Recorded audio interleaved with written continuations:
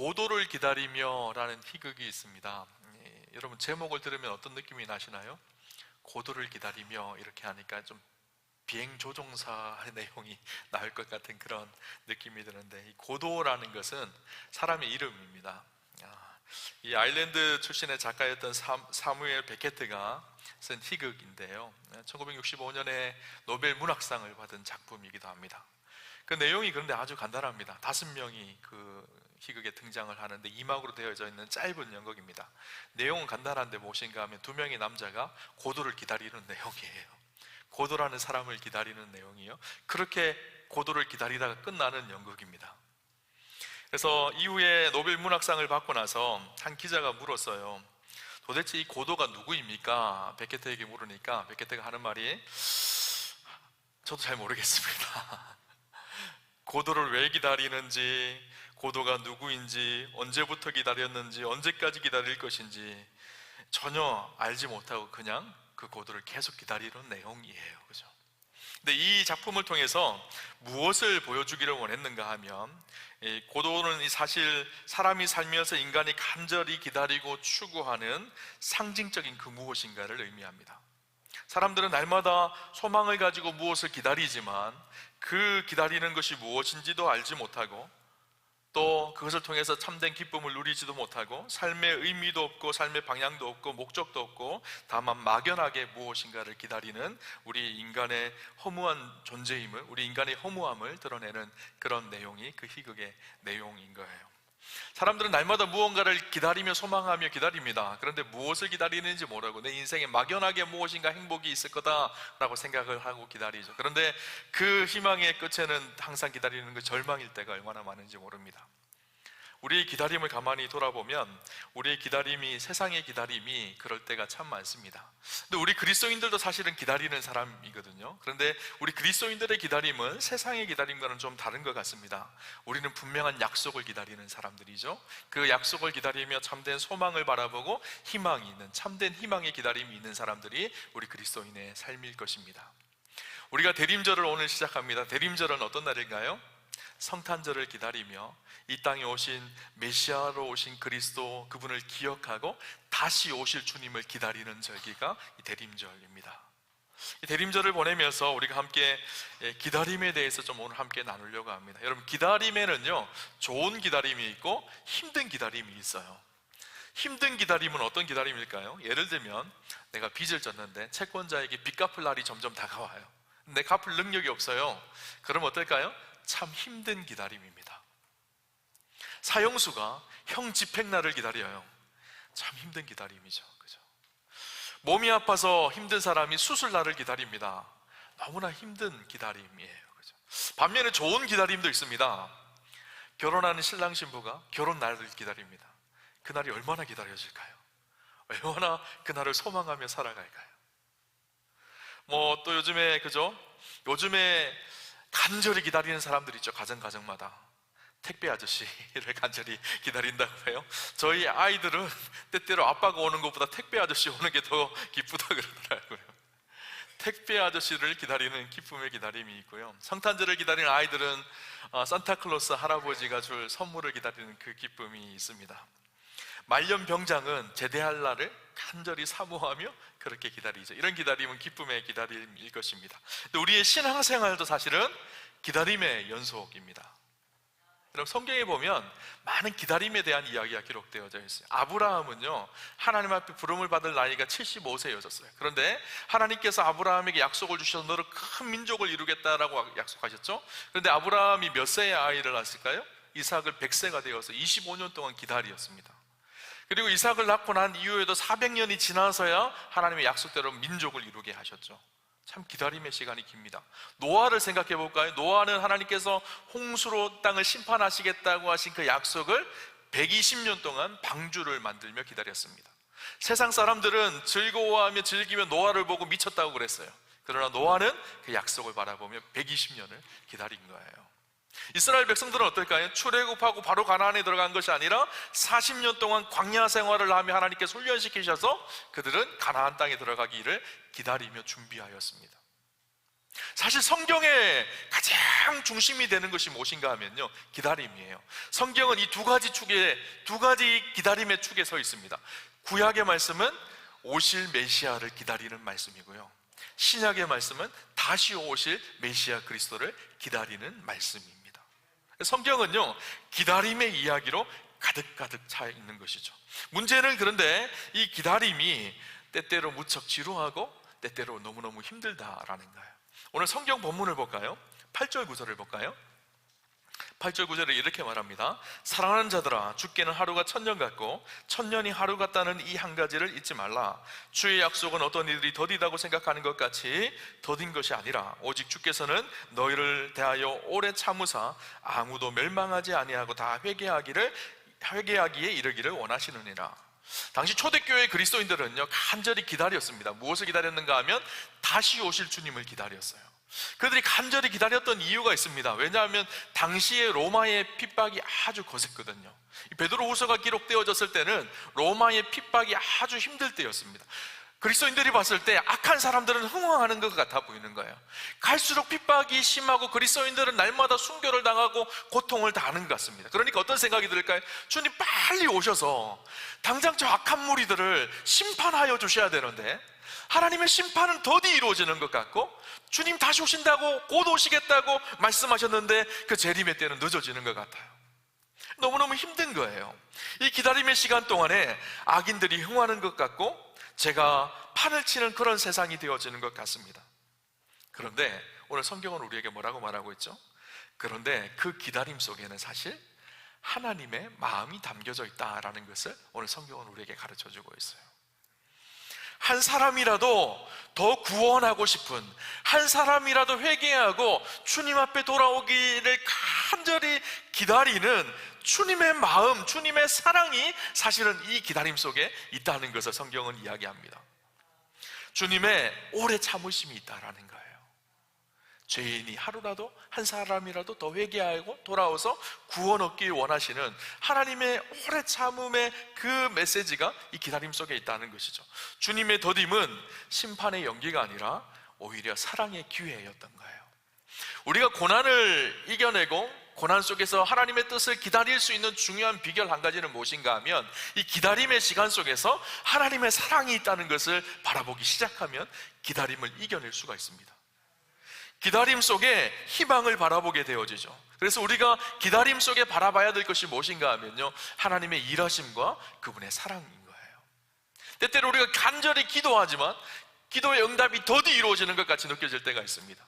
근데 기억할 것이 있어요. 하나님이 우리의 기도를 들으시고 응답하시는 하나님이시고, 동시에 그 기다림의 시간을 통해서도 하나님은 하나님의 사랑과 섭리와 계획을 이루어 가신다는 사실입니다. 여러분, 우리는요 서두름을 좋아합니다. 특별히 한국 사람은요 빠름을 좋아합니다. 그래서 빨리 무엇이든지 해야 될 때가 많아요. 그런데 이 빠름이요 때때로는 조급함이 되어서 그 일을 망칠 때가 얼마나 많은지 몰라요.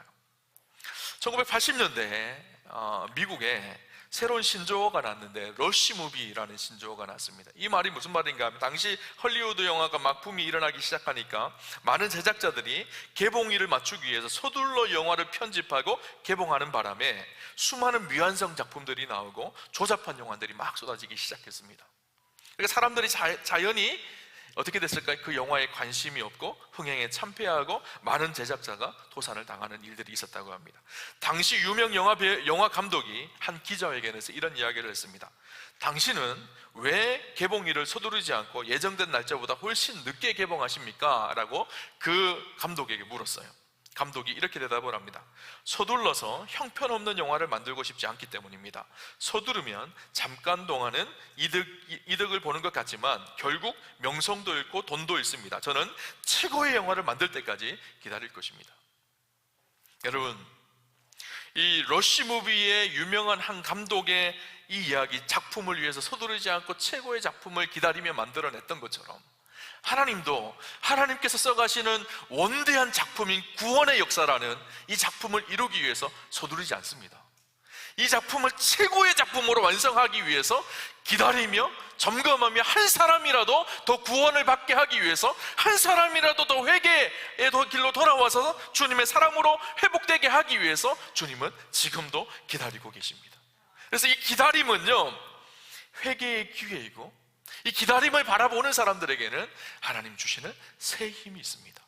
이 기다림 속에 하나님의 사랑이 무엇인지를 깨닫게 되어지고 하나님의 섭리를 그 속에서 우리는 볼 수가 있기 때문이죠. 이사야 40장 31절 말씀이 그 말씀이거든요. 이사야 40장 31절 말씀 우리가 너무나 잘 알 거예요.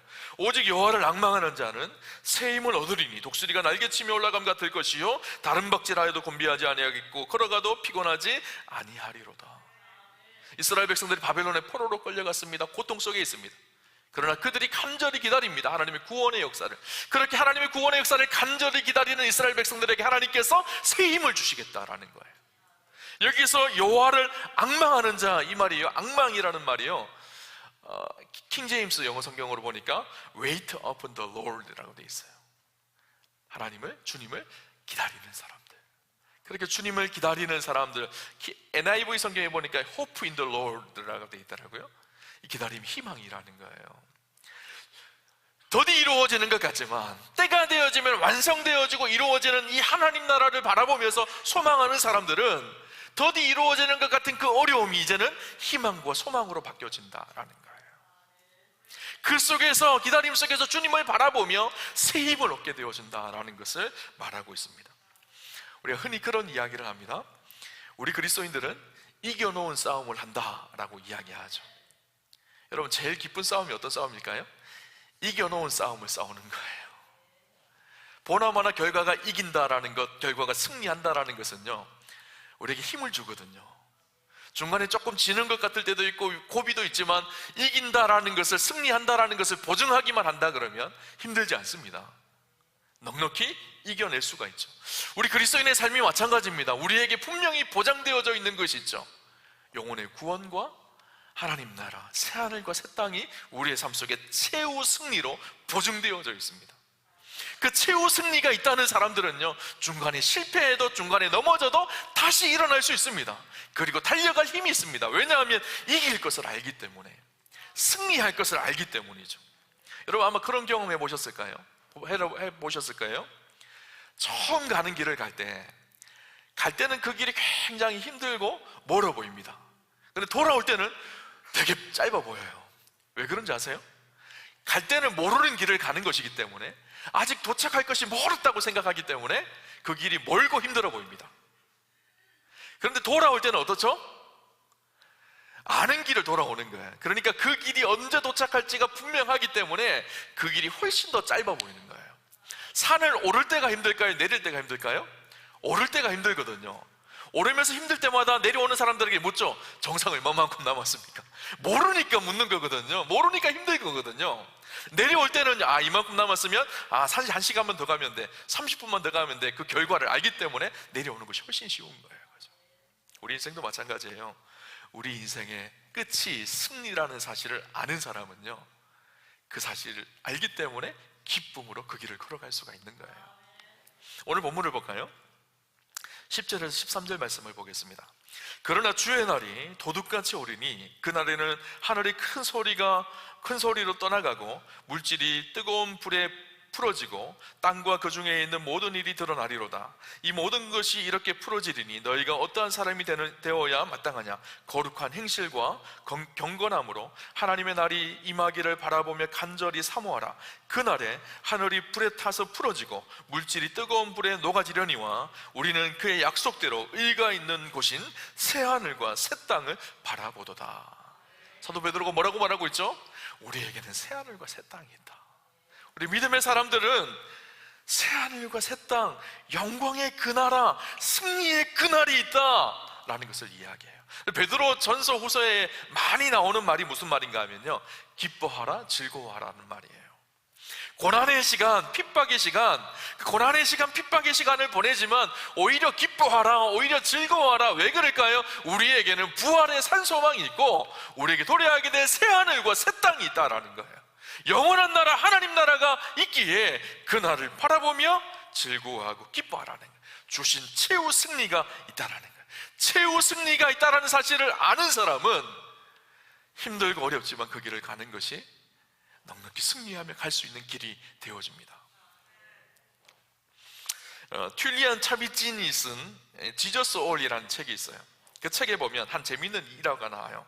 이 차비진의 친구였던 스티브 브라운의 이야기입니다. 이 스티브 브라운에게는 딸이 하나 있었는데 그 딸의 이름이 로빈이라는 딸이었어요.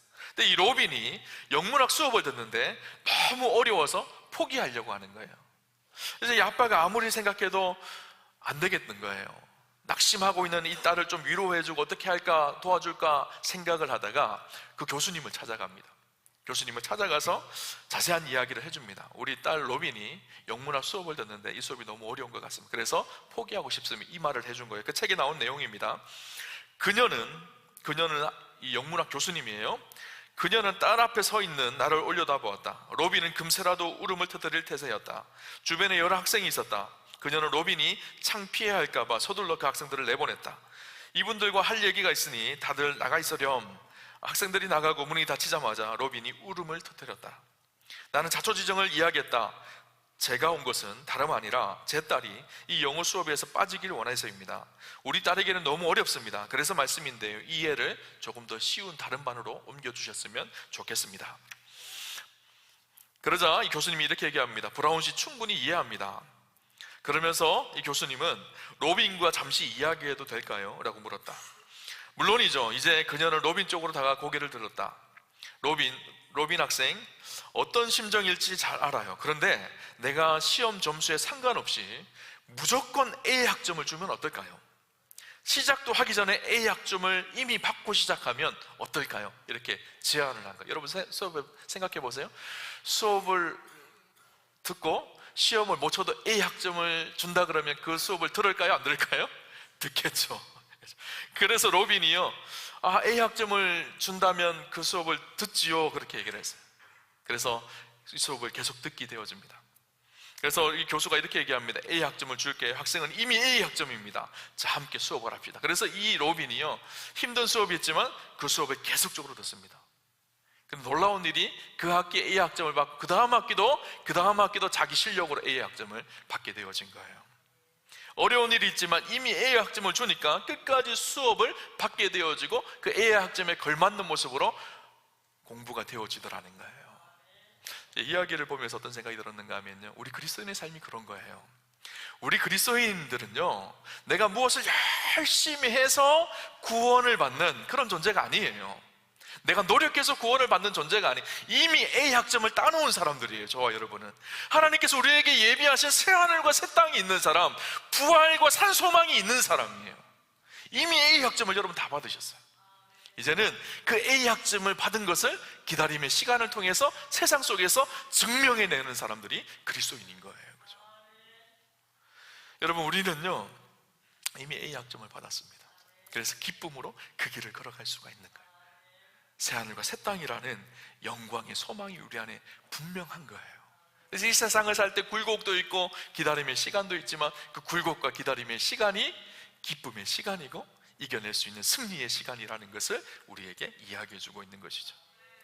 또 한 가지, 오늘 본문 11절 12절에 이 기다림의 시간, 대림절 때에 우리가 어떻게 행해야 되는지를 말씀하고 있습니다. 11절 12절을 볼까요?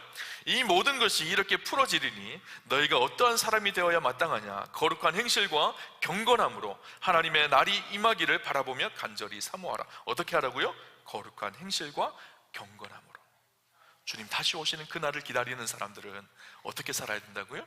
거룩한 행실과 경건함으로 살아야 된다는 거예요. 예수님을 오심을 기다리는 사람, 주의 날을 기다리는 사람들은 그 삶의 태도가 어떨까요?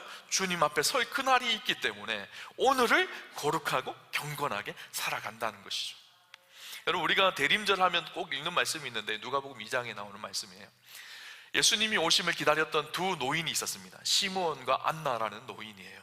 그런데 그들의 삶을 보면요, 누가복음 2장 25절에 이렇게 말합니다. 예루살렘에 시몬이라는 사람이 있으니 이 사람은 의롭고 경건하여 이스라엘의 위로를 기다리는 자라. 성령이 그 위에 계시더라. 메시아를 기다렸던 이 시몬이라는 노인은 메시아가 올 것을 신뢰하고 확신했기 때문에 그날을 바라보면서 의롭고 경건하게 살았다라고 이야기합니다. 대림절은 어떤 날일까요?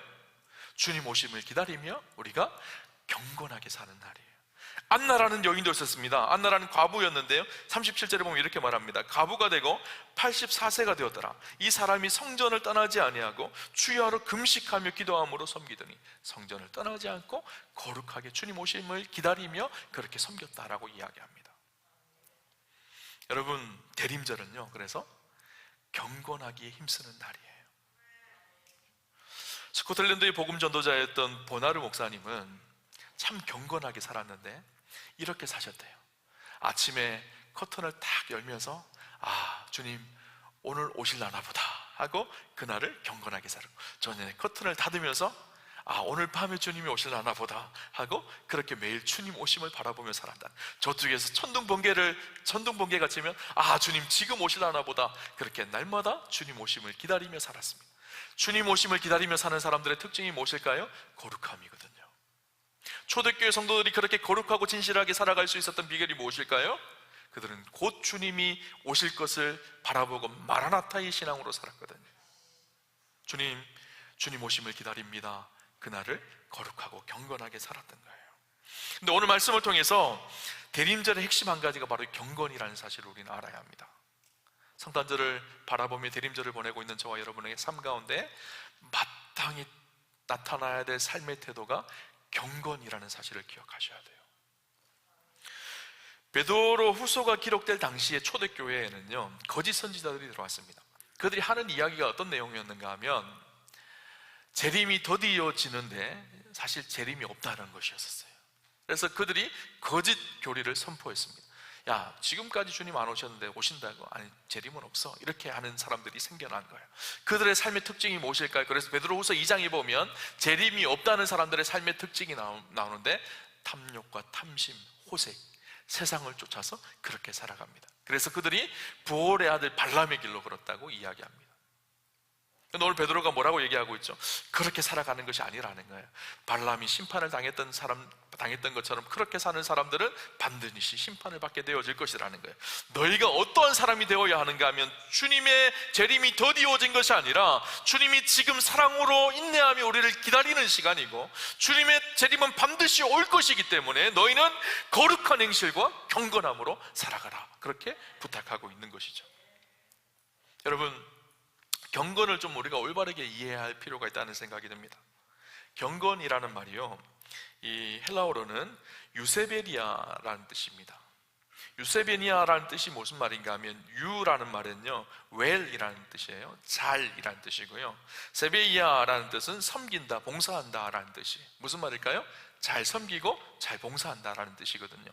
경건은요, 하나님을 잘 섬기고 또 내 이웃을 내 몸과 같이 잘 섬기는 그것이 경건의 본질입니다. 근데 우리는 경건하다라는 표현을요, 좀 우리 안에는 유교적이고 율법적인 성향이 굉장히 큰 것 같다라는 생각이 들어요. 예배를 드릴 때 조용히 앉아있으면 경건한 것 같고, 조금 시끄러우면 경건하지 않다라고 생각해요. 우리는 경건의 모양을 바라보면서 그 사람의 경건을 평가하지만 진짜 경건은 무엇일까요? 경건의 모양도 물론 중요하겠죠. 그런데 더 중요한 것이 있습니다. 무엇일까요? 경건의 본질이에요. 정말 하나님을 사랑하며 그분을 잘 섬기는 것, 그리고 내 이웃을 내 몸과 같이 사랑하며 잘 섬기는 본질을 말하는 것이죠.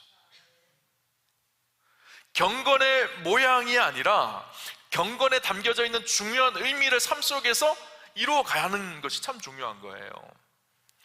여러분, 야고보 사도는요, 참된 경건에 대해서 이렇게 얘기합니다. 야고보 1장 26절 27절에 보면, 누구든지 스스로 경건하다 생각하며 자기 혀를 재갈 물리지 아니하고 자기 마음을 속이면 이 사람의 경건은 헛것이라. 하나님 아버지 앞에 정결하고 더러움이 없는 경건은 곧 고아와 가부를 그 환난 중에 돌아보고 또 자기를 지켜 새 속에 물들지 아니하는 그것이라. 참된 경건이 무엇이라는 거예요? 무엇을 하지 않는 것이 아니라 고아와 가부 같은 우리의 고통 속에 있는 우리의 이웃들을 돌아보주고 사랑하고 섬기고 새 속에 물들지 아니하는 것, 이것이 참된 경건이라는 거예요. 진짜 경건은 우리가 정말 주님을 사랑하기에, 그 주님의 은혜와 풍성함을 누리기에 더욱 주님을 섬기고 우리 이웃을 섬기는 것이 경건의 본질입니다. 근데 우리는 경건의 모양만 자꾸 생각을 합니다. 교회 올 때 양복을 입고 오면 경건한 것이고, 교회 올 때 티셔츠를 입고 오면 경건한 것이 아닌가요? 예배를 드릴 때 조용히 앉아있으면 경건한 것이고, 춤을 추며 노래하면 경건한 것이 아닌가요? 경건의 모양이 중요한 것이 아니라, 물론 경건의 모양도 자연스럽게 드러나게 되어지죠. 그런데 더 중요한 것이 있어요.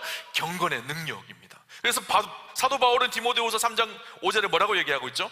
경건의 모양은 있으나 경건의 능력은 부인하니 이 같은 자들에게서 내가 돌아서라. 당시 바리새인들, 서기관들, 율법학자들, 그들의 특징이 무엇인가 하면 경건의 모양은 있습니다. 거룩한 옷을 입고 경건한 척합니다. 근데 진짜 하나님을 사랑하고 섬기고 이웃을 몸과 같이 사랑하고 섬기는 경건의 능력은 없는 거예요. 혹시나 오늘 우리는 그렇지 않나요? 우리의 신앙이 너무너무 율법적이어서 경건의 모양은 있는 것 같은데 진짜 하나님을 사랑하고 섬기며 하나님의 그 은혜 때문에 감격하며 감사하며 기꺼이 주를 따라가는 경건의 능력은 혹시 우리의 삶 속에 없는 것은 아닌가요? 여러분, 대림절을 보내며 우리 안에 경건의 모양이 아니라 경건의 능력이 회복되어지는 그런 은혜와 축복이 있으시기를 주님 이름으로 축원합니다. 여러분, 새하늘과 새 땅을 기다리는 사람들은요, 두 가지 자세가 있는 거예요. 하나는 기뻐하며 즐거워하며 희망의 기다림이 있는 것이고, 그 희망의 기다림 속에는 경건한 삶이 있는 것입니다. 드림절을 보내며 주님 오실 날을 기다리며 살아가는 저와 여러분의 인생 속에서도 이 희망과 소망이 넘치고 경건의 능력이 있는 하나님의 사람들 다 되시기를 주님 이름으로 축원합니다.